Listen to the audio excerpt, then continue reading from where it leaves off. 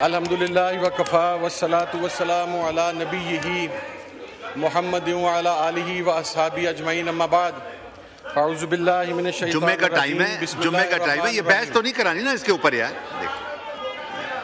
नहीं नहीं आगा साहब थोड़ी रहम खाएं, नमाज का टाइम है। हमें साहब एक सेकंड बैठे जी। आगा साहब एक सेकंड के लिए अब नई बहस मत शुरू करवाइएगा प्लीज। सर मेरे लिए असद के साहब ऑनरेबल है। मैं कलमा पढ़ के ला इलाहा इल्लल्लाह मोहम्मद रसूलुल्लाह, उस टाइम भी हमने मुखालफत की थी और उस टाइम भी आपके कायद ने कहा था कि तेल कहां से लाएं, मैं क्या हमला करूं। ठीक है, आपकी बात रिकॉर्ड पे आ गई। शुक्रिया। हाँ मैं अल्हम्दुलिल्लाह व कफ़ा वस्सलातु वस्सलामु बजट पे बहस हो रही है ये प्लीज। नबिय्यिही मुहम्मद व अला आलिहि व अस्हाबी अजमईन अम्मा बाद फ़अऊज़ु बिल्लाहि मिनश शैतानिर रजीम बिस्मिल्लाहिर रहमानिर रहीम। बहुत शुक्रिया जनाब डिप्टी स्पीकर। सर मैं बजट के ऊपर क्या बात करूं कि किसी भी तरक्की पजीर मुल्क के लिए सबसे इम्पॉर्टेंट चीज़ उसकी हेल्थ और उसका एजुकेशन होता है, लेकिन हमारी हुकूमत ये बतलाने में नाकाम है कि हेल्थ और एजुकेशन के लिए क्या रखा गया है। यहाँ पर ईद उल अज़हा की आलाइशें उठाने के लिए तो 30-30 अरब मांगे जा रहे हैं, लेकिन हेल्थ और एजुकेशन दोनों मुकम्मल इग्नोर हो चुके हैं। इसी तरीके से अगर आप एग्रीकल्चर सेक्टर की तरफ आएं तो बातें तो बहुत हैं सर, लेकिन कहने की बात यह है कि जिम्मेदार उसकी पूरी साल का इन्हिसार एक गंदम की फसल की आमदन के ऊपर होता है सर। वो पूरा साल अपना बीज भी उधार लेता है, डीएपी भी उधार लेता है, अपने घर के मामलात भी उधार चलाता है, और उसके बाद जब गंदम की उसको जायज़ कमाई आती है तो उसमें से वो अपने पूरे साल के उधार पूरे करता है। लेकिन यहाँ पर तो जिम्मेदार की फसल 1800-1900 रुपये के अंदर गलती रही तो वो अब क्या करेगा। हमारे तो जो गोल्स हैं, आप यूनाइटेड नेशन के मिलेनियम गोल्स पढ़ें, 1999-2000 के अंदर यह बात कही गई थी कि पाकिस्तान वर्स्ट इफेक्टिव्स में होगा क्लाइमेट चेंज के अंदर, लेकिन सिवाय इमरान खान के क्लाइमेट चेंज के लिए किसी ने क्या किया? मजदूर के लिए क्या किया? हारी के लिए क्या किया? टेक्सटाइल के लिए क्या किया? पैकिंग इंडस्ट्री के लिए क्या किया? पावर लूम्स के लिए क्या किया? तो मैं ये समझता हूं कि ये बजट नहीं था, ये पाकिस्तान के लोगों के कत्लेआम की एक दस्तावेज थी जो उस दिन पढ़ी गई यहां पर वजीर खजाना की तरफ से। और बजट पर मैं आखिरी बात करते हुए, अभी तो सर आपका रावल डैम खुश्क हो गया, आप चंद दिनों में चेक कीजिएगा इस्लामाबाद में पानी का बहुत तरफ बहरान। हम जो शादियाने बजा रहे हैं कि हमने ये कर दिया, हमने वो कर दिया, हमने खाने खा लिए, हमने इस तरह कर लिया, जब पाकिस्तान अगले 5 साल के अंदर ग़िज़ाई बहरान में टॉप 5 इफेक्टिव कंट्री के अंदर होगा, हमारी क्या पॉलिसी है उस हवाले से कोई पॉलिसी इस बजट के अंदर नजर नहीं आई। तो बजट के ऊपर तो मेरे तमाम ऑनरेबल कोलीग्स जो हैं उसका पोस्टमार्टम कर चुके हैं, लेकिन मैं एक इंतहाई अहम मसला जो कि ईरान और इसराइल का है उसके ऊपर बात करना चाहता हूं। जनाब अली, अगर आप ट्रेल चेक करें तो इराक को गिराया गया, लेबनान के ऊपर उनकी लीडरशिप को मारा गया, सीरिया के अंदर गिराया गया, रास्ता हमवार किया गया ईरान तक पहुंचने के लिए। वो लोग जो पाकिस्तान में और बाहर बगलें बजा रहे थे कि सीरिया के अंदर बशारुल असद के बाद वो जोलानी साहब जो तशरीफ लाए हैं वो कोई इस्लामिस्ट है, वो इनकलाब ले आएगा, वो इस्लाम के लिए खड़ा हो जाएगा। आज वही जोलानी अपनी एयर स्पेस भी इमरान खान के इसराइल के खिलाफ इस्तेमाल करवा रहा है। कभी वो रात को कहता है कि मैं इसराइल के खिलाफ इस्तेमाल करवाऊंगा, सुबह कहता है मैं ईरान के खिलाफ इस्तेमाल करवाऊंगा।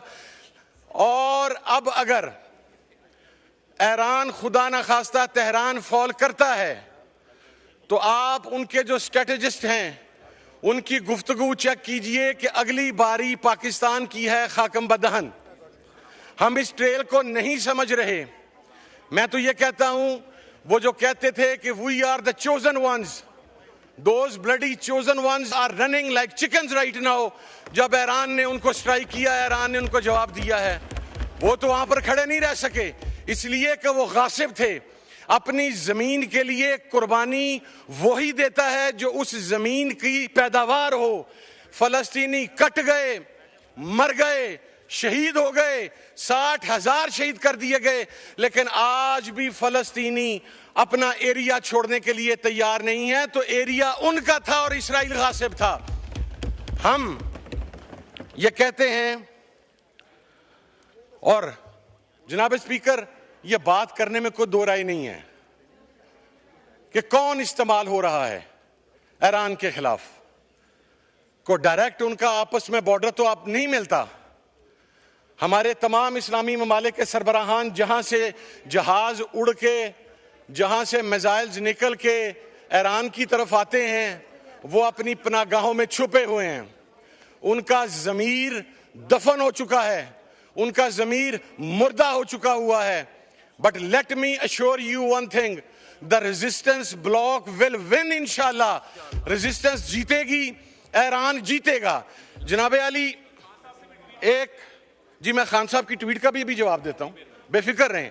यहां पर मजदूर मर जाए तो खान साहब, यहां पर किसान मर जाए खान साहब, यहां पर इंडस्ट्रियलिस्ट मर जाए खान साहब, यहां पर कुछ भी हो जाए खान साहब।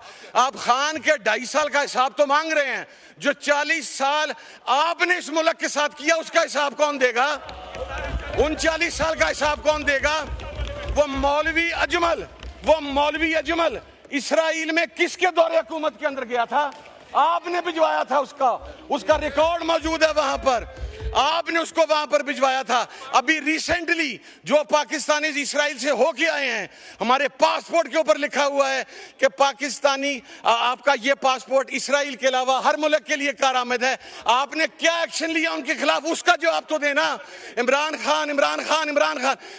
खान जब दाड़ रहा था यूनाइटेड नेशंस के अंदर, तो आप भाग चुके थे, आप चुप हो चुके थे। अच्छा, अगर आपको इमरान खान का इतना ही जवाब चाहिए तो एक बंदा भेज देने में को मोबाइल दे के इमरान खान के पास जेल में, फिर वो जो जवाब आएगा उसको ये चला भी नहीं सकेंगे।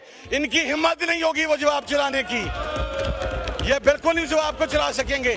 मैं इस वक्त यहां पर इसराइल की बात कर रहा हूं, इनको दरमियान में इमरान खान आ गया। अब बजट की बात करें, इमरान खान, मुझे तो उस वक्त से खौफ महसूस होता है कि ये 88, 90, 93, 97 के इक्तदार की वजह भी कह देंगे कि हम इमरान खान की वजह से आए थे कि इमरान खान नहीं था, वगरना आपको वो 90 में ना आने देता, 93 में ना आने देता, 97 में ना आने देता इमरान खान अगर उस वक्त होता। सर, आप तो पहले इस बात का जवाब देना कि पूरा इंटरनेशनल मीडिया ये कह रहा है कि आप अपनी एयर बेस देने जा रहे हैं ईरान के खिलाफ, आप अपना समुंदर देने जा रहे हैं ईरान के खिलाफ। आपकी वजारत खारजा ने उसके ऊपर क्या मौकफ दिया है? कोई बंदा बतलाए क्या मौकफ दिया उसके ऊपर? आप तो चुप हैं, इसलिए कि आपको फर्क नहीं पड़ता। आपके तो फ्लैट हेवन फील्ड के अंदर हैं, आपने तो यहां से उठना है। अगर खुदा ना खास्ता पाकिस्तान पर कोई मसला हुआ, आपने तो रातों रात फ्लाइट पकड़नी है जिस तरह मुशर्रफ के टाइम पे पकड़ी थी, और यहां से निकल के आपने वहां पर भाग जाना है। और मैं सर अगली बात अर्ज करूं, हमने सर इनकी तमाम तकरीरें सुनी हैं, जब लॉजिक के साथ बात होगी तो जवाब नहीं होगा। सर मौलवी अजमल का जवाब दें ना सर, जो खुद बैठ के कहते हैं कि मुझे नवाज शरीफ ने भेजा था, बताएं ना सर, उसका जवाब नहीं है। मैं sir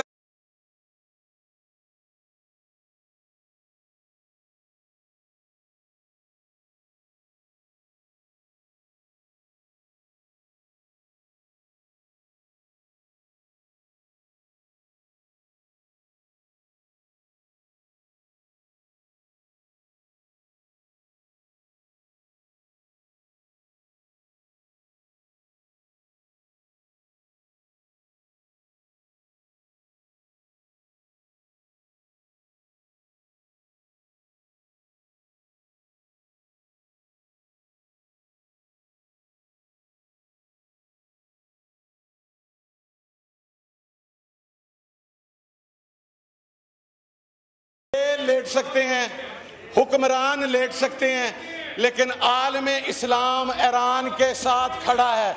they are the ones who are standing with the chosen ones, and the way the chosen ones run away, they will run away from Pakistan as well. Sir, mark my words, आप हर मसले में इमरान खान उठा के ले आते हैं, हर मसले में इमरान खान उठा के ले आते हैं। अगली बात सर अगली बात, मैं अब चूंकि ये बात मैंने नहीं शुरू की sir, I was talking about Israel, लेकिन दरमियान में आ गए ना सर मैं ये कह रहा हूं सर, आप इनमें से एक बंदा पॉइंट करें, उसको मोबाइल दें, इमरान खान के पास जेल में भेजें, जो इमरान खान का जवाब आएगा वो पूरी कौम के आगे चला दीजिएगा। उनजे सत्तू है जे करके दिखाओ, अगर हिम्मत है तो करके दिखाएं ना सर। आपने तो मुलाकात बंद कर दी है। इसराइल के खिलाफ इमरान खान का मौकफ बिल्कुल क्लियर है, और वो ये है कि जो बानियाने पाकिस्तान का मौकफ था, हम इसराइल को नहीं मानते, वही मौकफ इमरान खान का है। उसने 20 मरतबा ये बात कही है कि हम अपने बानियान के मौकफ के साथ खड़े हैं। हमारे तो सर क्या कहूँ, पंजाब के चीफ एग्जीक्यूटिव के ऑफिस से बानिया पाकिस्तान की तस्वीर उतर के लुटेरा पाकिस्तान की तस्वीर लगी हुई है। यू टॉकिंग अबाउट पाकिस्तान, आप पाकिस्तान की बात कर रहे हैं। मैं सर आखिर में एक बात कहना चाहता हूं, with all due respect to everyone sir, देखें जब इस किस्म की बात आती है, ये उम्मत का सवाल है सर, आलम इस्लाम का सवाल है। जो अमेरिकन यूनिवर्सिटी के इसराइली यूनिवर्सिटीज़ के प्रोफेसर्स ने, जो उनके रिसर्चर्स ने, जो उनके थिंक टैंक्स ने ये कहा कि ईरान से निपटने के बाद हम पाकिस्तान की तरफ आएंगे, हमारी तरफ से कलेक्टिवली आवाज़ आनी चाहिए कि हम तो ईरान को नहीं गिरने देंगे, तुम हमारी तरफ देखने की क्या हिम्मत या औकात है तुम्हारी, और अगर हमारी तरफ आओगे तो इंशाल्लाह अफवाज पाकिस्तान तुम्हारा वो हशर करेंगी जो तुमने तारीख में नहीं सोचा होगा। अगर ईरान से बच गए, ईरान से बच गए, जो कि नहीं बचोगे, वो रेजिस्टेंस का ब्लॉक है, तुम नहीं बचोगे ईरान से। अगर बच गए तो इंशाल्लाह तुम्हें सफ़ा हस्ती से पाकिस्तान मिटाएगा, अफवाज पाकिस्तान मिटाएगी, अवाम पाकिस्तान मिटाएगी। बहुत शुक्रिया सर, थैंक यू।